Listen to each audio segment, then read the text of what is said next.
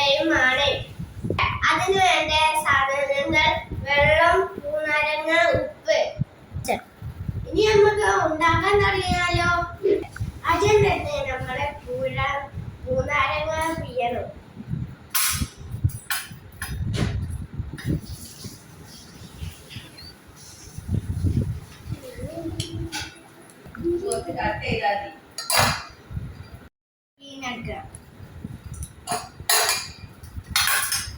ഇനി നമുക്ക് ഇതിലേക്ക് ഉപ്പിടാം.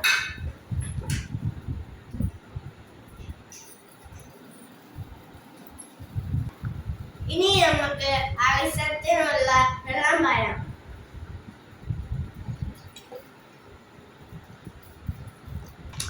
ഇനി നല്ലോണം ഇളക്കി യോജിപ്പിക്കാം.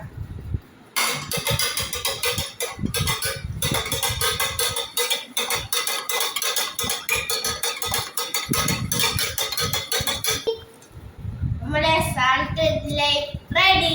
ഇനി നമുക്കൊന്ന് കുടിച്ച് നോക്കാം. അതിനു വേണ്ടി നമുക്ക് ഗ്ലാസ്സിൽ ഒഴിച്ചാലോ?